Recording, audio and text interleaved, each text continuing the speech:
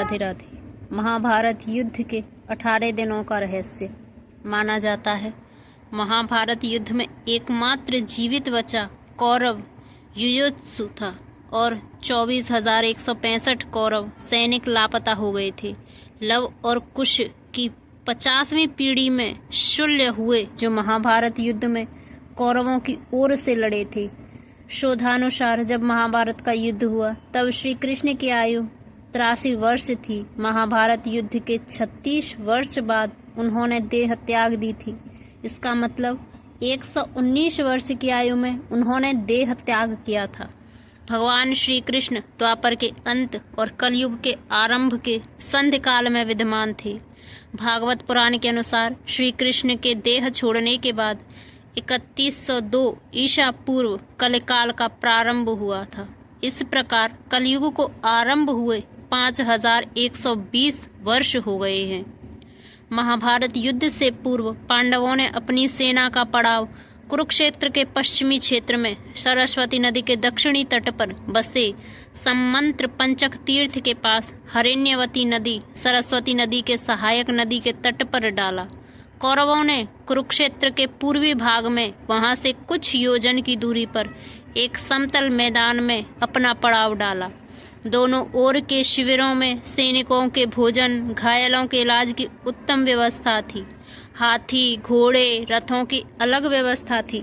हजारों शिविरों में से प्रत्येक शिविर में प्रचुर मात्रा में खाद्य सामग्री, अस्त्र शस्त्र, यंत्र, कई वैद्य, शिल्पी वेतन देकर रखे थे। पितामह भीष्म की सलाह पर दोनों दलों ने एकत्र होकर युद्ध के कुछ नियम बनाए। उनके बनाए हुए नियम निम्नलिखित हैं। 1.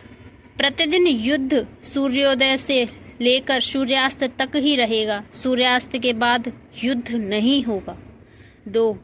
युद्ध समाप्ति के पश्चात छल कपट छोड़कर सभी लोग प्रेम का व्यवहार करेंगे। 3. रथी रथी से, हाथी वाला हाथी वाले से और पैदल पैदल से ही युद्ध करेगा। 4. एक वीर के साथ एक वीर ही युद्ध करेगा। 5. भय से भागते हुए या शरण में आए हुए लोगों पर अस्त्र शस्त्र का प्रहार नहीं किया जाएगा। 6. जो वीर निहत्था हो जाएगा उस पर कोई अस्त्र नहीं उठाया जाएगा। 7. युद्ध में सेवक का काम करने वालों पर कोई अस्त्र नहीं उठाएगा। 8. युद्ध का पहला दिन। प्रथम दिन एक ओर जहां कृष्ण अर्जुन अपने रथ के साथ दोनों ओर की सेनाओं के मध्य खड़े थे, अर्जुन को गीता का उपदेश दे रहे थे। इसी दौरान भीष्म पितामह ने सभी योद्धाओं को कहा कि अब युद्ध शुरू होने वाला है। इस समय जो भी योद्धा अपना खेमा बदलना चाहे वह स्वतंत्र है कि वह जिसकी तरफ से भी जाना चाहे युद्ध करे। इस घोषणा के बाद धृतराष्ट्र का पुत्र युयुत्सु डंका बजाते हुए कौरव दल को छोड़ पांडवों के खेमे में चले गया। ऐसा युधिष्ठिर के क्रियाकलापों के कारण संभव हुआ। श्री कृष्ण के उपदेश के बाद अर्जुन ने देवदत्त नामक शंख बजाकर युद्ध की घोषणा की। इस दिन 10,000 सैनिकों की मृत्यु हुई। भीम ने दुशासन पर आक्रमण किया। अभिमन्यु ने भीष्म का धनुष तथा रथ का ध्वज दंड काट दिया। पहले दिन की समाप्ति पर पांडव पक्ष को भारी नुकसान उठाना पड़ा। विराट नरेश के पुत्र उत्तर और श्वेत क्रमशः शल्य और भीष्म के द्वारा मारे गए। भीष्म द्वारा उनके कई सैनिकों का वध कर दिया गया। कौन मजबूत रहा? पहला दिन पांडव पक्ष को नुकसान उठाना पड़ा और कौरव पक्ष मजबूत रहा। युद्ध का दूसरा दिन। कृष्ण के उपदेश के बाद अर्जुन तथा भीष्म, धृतघुम्न तथा द्रोण के मध्य युद्ध हुआ। सात्यक ने भीष्म के सारथी को घायल कर दिया। द्रोणाचार्य ने धृष्टघुम्न को कई बार हराया। उसके कई धनुष काट दिए। भीष्म द्वारा अर्जुन और कृष्ण को कई बार घायल किया गया। इस दिन भीम का कलिंगों और निषादों से युद्ध हुआ तथा भीम द्वारा सहस्त्रों कलिंग और निषाद मार गिराई गई। अर्जुन ने भी भीष्म को भीषण संहार मचाने से रोके रखा। कौरवों की ओर से लड़ने वाले कलिंगराज, भानुमान, केतुमान, अन्य कलिंग वीर योद्धा मारे गए। कौन मजबूत रहा? दूसरे दिन कौरवों को नुकसान उठाना पड़ा, पांडव पक्ष मजबूत रहा। युद्ध का तीसरा दिन कौरवों ने गरुड़ तथा पांडवों ने अर्धचंद्राकार जैसी सैन्य व्यूह की रचना की। कौरवों की ओर से दुर्योधन तथा पांडवों की ओर से भीम व अर्जुन सुरक्षा कर रहे थे। इस दिन भीम ने घटोत्कच के साथ मिलकर दुर्योधन की सेना को युद्ध से भगा दिया। यह देखकर भीष्म भीषण संहार मचा देते हैं।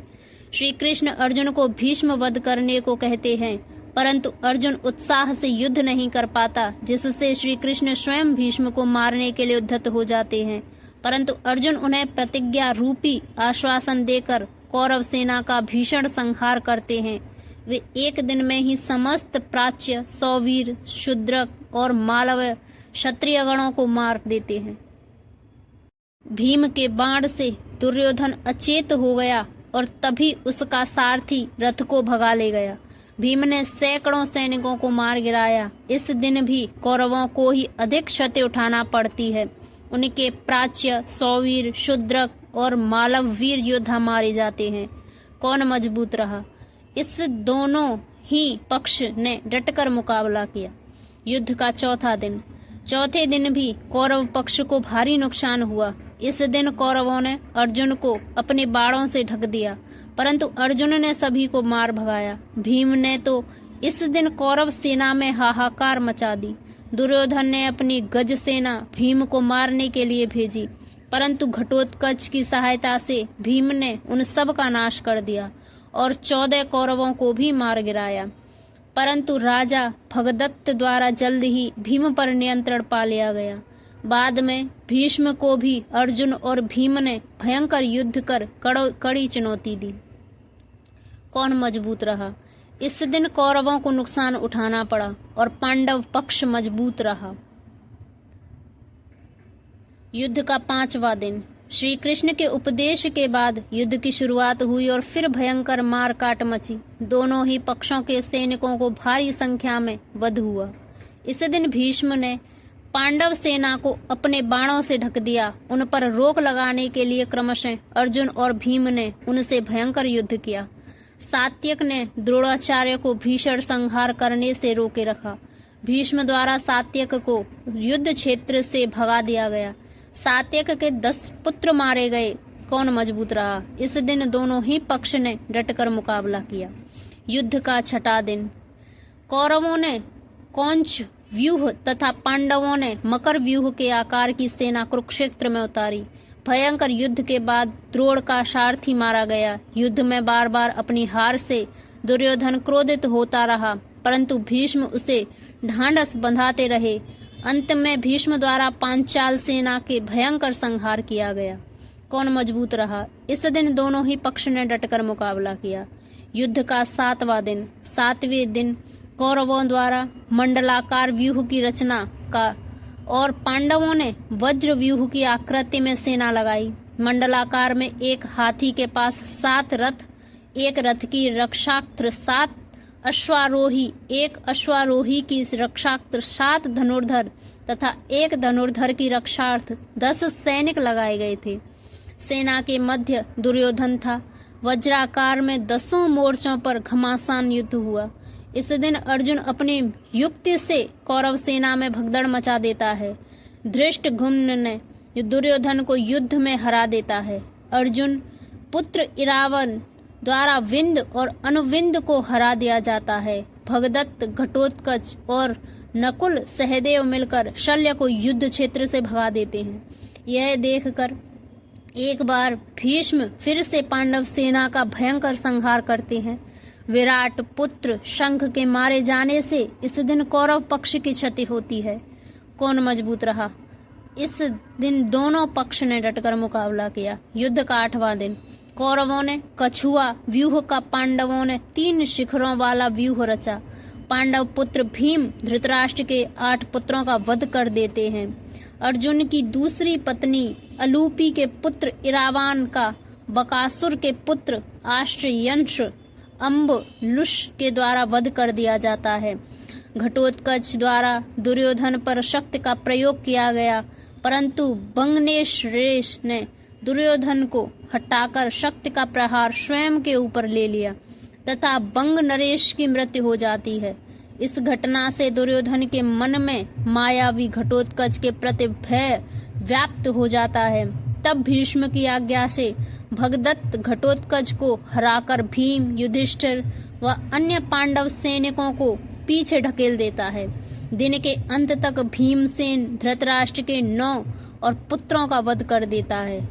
पांडव पक्ष की क्षति अर्जुन पुत्र इरावान का अमलुष द्वारा वध, कौरव पक्ष की क्षति धृतराष्ट्र के 17 पुत्रों का भीम द्वारा वध।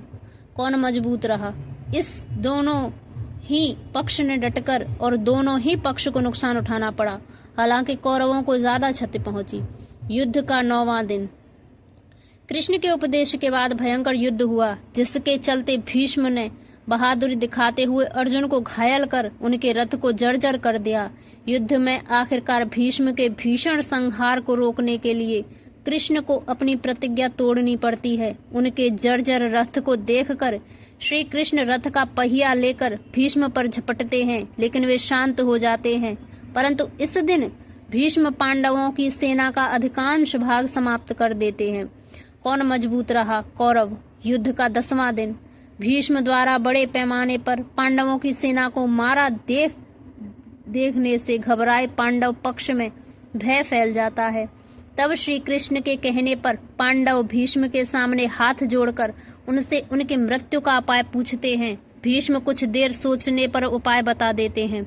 इसके बाद भीष्म पांचाल तथा मत्स्य सेना का भयंकर संहार कर देते हैं। फिर पांडव पक्ष युद्ध क्षेत्र में भीष्म के सामने शिखंडी को युद्ध करने के लिए लगा देते हैं। युद्ध क्षेत्र में शिखंडी को सामने डटा देखकर भीष्म ने अपने अस्त्र त्याग दिए। इस दौरान बड़े ही बेमन से अर्जुन ने अपने बाणों से भीष्म को छेद दिया। भीष्म बाणों की शैया पर लेट गए। भीष्म ने बताया कि वे सूर्य के उत्तरायण होने पर ही शरीर छोड़ेंगे, क्योंकि उन्हें अपने पिता शांतनु से इच्छा मृत्यु का वर प्राप्त है। पांडव पक्ष की क्षति शतानीक, कौरव पक्ष की क्षति भीष्म। कौन मजबूत रहा? पांडव। युद्ध का 11वां दिन। भीष्म के शरशैया पर लेटने के बाद 11वें दिन के युद्ध में कर्ण के कहने पर द्रोण सेनापति बनाए जाते हैं। 11वें दिन सुशर्मा तथा अर्जुन, शल्य तथा भीम, सात्यक तथा कर्ण और सहदेव तथा शकुनि के मध्य युद्ध हुआ। कर्ण भी इस दिन पांडव सेना का भारी संहार करता है। दुर्योधन और शकुनि द्रोण से कहते हैं कि वे युधिष्ठिर को बंदी बना ले तो युद्ध अपने आप खत्म हो जाएगा। तो जब दिन के अंत में द्रोण युधिष्ठिर को युद्ध में हराकर उसे बंदी बनाने के लिए आगे बढ़ते ही हैं कि अर्जुन आकर अपने बाणों की वर्षा से उन्हें रोक देता है। नकुल युधिष्ठिर के साथ थे। अर्जुन भी वापस युधिष्ठिर के पास आ गए। इस प्रकार कौरव युधिष्ठिर को नहीं पकड़ सके। पांडव पक्ष की क्षति विराट का वध। कौन मजबूत रहा? कौरव। युद्ध का 12वां दिन।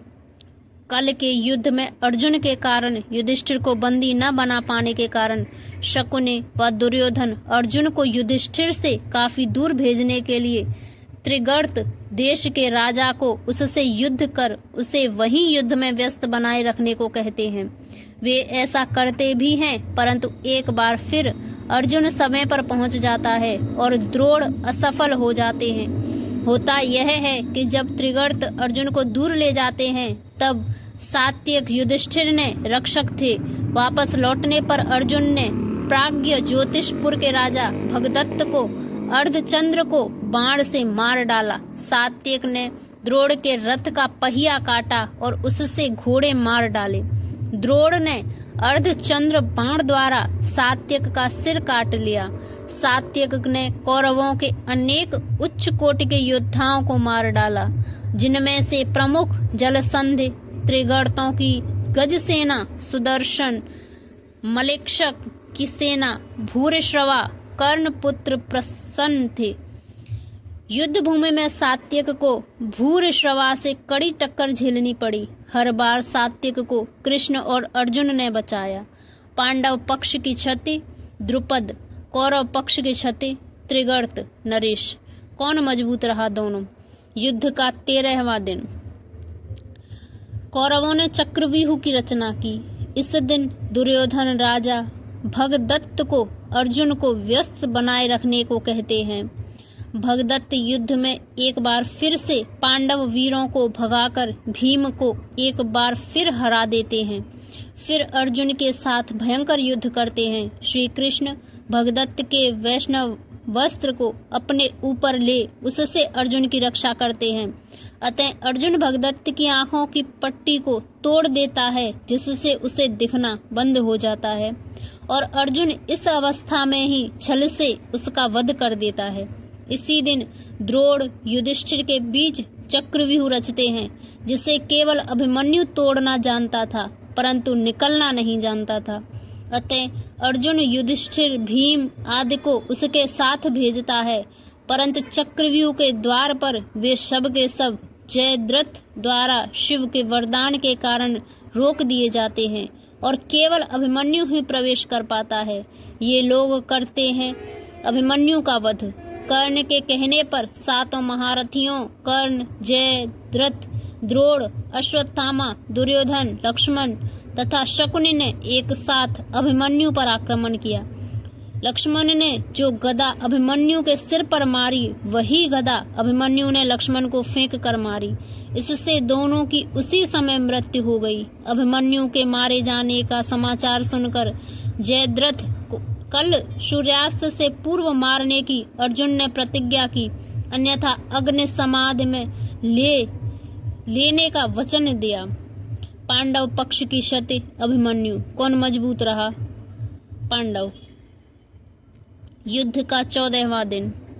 अर्जुन की अग्नि समाधि वाली बात सुनकर कौरव पक्ष में हर्ष व्याप्त हो जाता है और फिर वे यह योजना बनाते हैं कि आज युद्ध में जयद्रथ को बचाने के लिए सब कौरव योद्धा अपनी जान की बाजी लगा देंगे। द्रोण जयद्रथ को बचाने का पूर्ण आश्वासन देते हैं और उसे सेना के पिछले भाग में छिपा देते हैं। युद्ध शुरू होता है। भूरिश्रवा सात्यक को मारना चाहता था, तभी अर्जुन ने भूरिश्रवा के हाथ काट दिए। वह धरती पर गिर पड़ा, तभी सात्यक ने उसका सिर काट दिया। द्रोण, द्रुपद और विराट को मार देते हैं। तब कृष्ण अपनी माया से सूर्यास्त कर देते हैं। सूर्यास्त होते देख अर्जुन अग्नि समाधि की तैयारी करने लग जाते हैं। छिपा हुआ जयद्रथ जिज्ञासावश अर्जुन को अग्नि समाधि लेते देखने के लिए बाहर आकर हंसने लगता है। उसी समय श्री कृष्ण की कृपा से सूर्य पुनः निकल आता है और तुरंत ही अर्जुन सबको रौंदते हुए कृष्ण द्वारा किए गए शब्द सूर्यास्त के कारण बाहर आए जयद्रथ को मारकर उसका मस्तक उसके पिता की गोद में गिरा देते हैं। पांडव पक्ष की क्षति द्रुपद, विराट। कौरव पक्ष की क्षति जयद्रथ, भगदत्त। युद्ध का 15वां दिन। द्रोण की संहारक शक्ति के बढ़ने जाने से पांडवों के खेमे में दहशत फैल गई। पिता पुत्र ने मिलकर महाभारत युद्ध में पांडवों की हार सुनिश्चित कर दी थी। पांडवों की हार को देखकर श्री कृष्ण ने युधिष्ठिर से छल का सहारा लेने को कहा। इस योजना के तहत युद्ध में यह बात फैला दी गई कि अश्वत्थामा मारा गया, लेकिन युधिष्ठिर झूठ बोलने को तैयार नहीं थे। तब अम्बते राज के अश्वत्थामा नामक हाथी का भीम द्वारा वध कर दिया गया। इसके बाद युद्ध में यह बात फैला दी गई कि अश्वत्थामा मारा गया। जब गुरु द्रोणाचार्य ने धर्मराज युधिष्ठिर से अश्वत्थामा की सत्यता जाननी चाहिए तो उन्होंने जवाब दिया, अश्वत्थामा मारा गया, परंतु हाथी। श्री कृष्ण ने उसी समय शंखनाद किया, जिसके शोर के चलते गुरु द्रोणाचार्य आखिरी शब्द हाथी नहीं सुन पाए और उन्होंने समझा मेरा पुत्र मारा गया। यह सुनकर उन्होंने शस्त्र त्याग दिए, युद्ध भूमि में आंखें बंद कर शोक में डूब गए। यही मौका था जबकि द्रोणाचार्य को निहत्था जानकर द्रौपदी के भाई धृष्टद्युम्न ने तलवार से उनका सिर काट डाला। कौरव पक्ष की क्षति द्रोणाचार्य, कौन मजबूत रहा। पांडव। 16वें दिन का युद्ध। द्रोण के छल से वध किए जाने के बाद कौरवों की ओर से कर्ण को सेनापति बनाया जाता है। कर्ण पांडव सेना का भयंकर संहार करता है और वह नकुल व सहदेव को युद्ध में हरा देता है, परंतु कुंती को दिए वचन को स्मरण कर उनके प्राण नहीं लेता। फिर अर्जुन के साथ भी भयंकर संग्राम करता है। दुर्योधन के कहने पर कर्ण ने अमोघ शक्ति द्वारा घटोत्कच का वध कर दिया। यह अमोघ शक्ति कर्ण ने अर्जुन के लिए बचा कर रखी थी, लेकिन घटोत्कच से घबराए दुर्योधन ने कर्ण से इस शक्ति का इस्तेमाल करने के लिए कहा। यह ऐसी शक्ति थी जिसका वार कभी खाली नहीं जा सकता था। कर्ण ने इसी अर्जुन का वध करने के लिए बचा कर रखी थी। इस बीच भीम का युद्ध दुशासन के साथ होता है और वह दुशासन का वध करके उसकी छाती का रक्त पीता है। अंत में सूर्यास्त हो जाता है। कौरव पक्ष की क्षति। दुशासन कौन मजबूत रहा? दोनों। युद्ध का 17वां दिन। शल्य को कर्ण का सारथी बनाया गया। इस दिन कर्ण भीम और युधिष्ठिर को हराकर कुंती को दिए वचन को स्मरण कर उनके प्राण नहीं लेता। बाद में वह अर्जुन से युद्ध करने लग जाता है। कर्ण तथा अर्जुन के मध्य भयंकर युद्ध होता है। कर्ण के रथ का पहिया धंसने पर श्री कृष्ण के इशारे पर अर्जुन द्वारा असहाय अवस्था में कर्ण का वध कर दिया जाता है। इसके बाद कौरव अपना उत्साह हार बैठते हैं। उनका मनोबल टूट जाता है। फिर शल्य प्रधान सेनापति बनाए गए, परंतु उनको भी युधिष्ठिर दिन के अंत में मार देता है। कौरव पक्ष की क्षति। कर्ण, शल्य, दुर्योधन के 22 भाई मारे जाते हैं। कौन मजबूत रहा? पांडव। युद्ध का 18वां दिन। 18वें दिन कौरवों के 3 योद्धा शेष बचे, अश्वत्थामा, कृपाचार्य और कृतवर्मा। इसी दिन अश्वत्थामा द्वारा पांडवों के वध की प्रतिज्ञा ली गई। सेनापति अश्वत्थामा द्वारा कृपाचार्य के कृतवर्मा द्वारा रात्रि में पांडव शिविर पर हमला किया गया। अश्वत्थामा ने सभी पांचालों, द्रौपदी के 5 पुत्रों धृष्टद्युम्न तथा शिखंडी आदि का वध किया। पिता को छल पूर्वक मारे जाने का जानकर अश्वत्थामा दुखी होकर क्रोधित हो गए और उन्होंने ब्रह्मास्त्र का प्रयोग कर दिया, जिससे युद्ध भूमि पर शमशान भूमि में बदल गई। यह देख कृष्ण ने उन्हें कलयुग के अंत तक कौड़ी के रूप में जीवित रहने का शाप दे डाला। इस दिन भीम दुर्योधन के बचे हुए भाइयों को मार देता है। सहदेव शकुनि को मार देता है। अपनी पराजय हुई जान दुर्योधन भागकर सरोवर के स्तंभ में जा छुपता है। इसी दौरान बलराम तीर्थ यात्रा से वापस आ गए और दुर्योधन को निर्भय रहने का आशीर्वाद दिया। छिपे हुए दुर्योधन को पांडवों द्वारा ललकारे जाने पर वह भीम से गदा युद्ध करता है। छल से जंघा पर प्रहार किए जाने से उसकी मृत्यु हो जाती है। इस तरह पांडव विजयी होते हैं। पांडव पक्ष की क्षति। धृष्टद्युम्न, शिखंडी कौरव पक्ष की क्षति। दुर्योधन, कुछ यादव युद्ध में और बाद में गांधारी के शाप के चलते आपसी युद्ध में मारे गए। पांडव पक्ष के विराट और विराट के पुत्र उत्तर, शंख और श्वेत, सात्यक के 10 पुत्र, अर्जुन पुत्र इरावान, द्रुपद, द्रौपदी के 5 पुत्र, धृष्टद्युम्न, शिखंडी कौरव पक्ष के कलिंगराज, भानुमान, केतुमान, अन्य कलिंगवीर, प्राच्य, सौवीर, शूद्रक और मालववीर। कौरवों की ओर से धृतराष्ट्र के दुर्योधन सहित सभी पुत्र भीष्म, त्रिगर्त, नरेश, जयद्रथ, भगदत्त, द्रोण, दुशासन, कर्ण, शल्य आदि सभी योद्धा युद्ध में मारे गए थे। युधिष्ठिर ने महाभारत युद्ध की समाप्ति पर बचे हुए मृत सैनिकों का दाह संस्कार एवं तर्पण किया था, चाहे वे शत्रु वर्ग के हों या फिर मित्र वर्ग के। बच गए योद्धा महाभारत के युद्ध में पश्चात कौरवों की तरफ से 3 और पांडवों की तरफ से 15 यानी 18 योद्धा ही जीवित बचे थे, जिनके नाम हैं कौरव के कृतवर्मा, कृपाचार्य और अश्वत्थामा, जबकि पांडवों की ओर से युयुत्सु, युधिष्ठिर, अर्जुन, भीम, नकुल, सहदेव, कृष्ण, सात्विक आदि। जय श्री कृष्ण।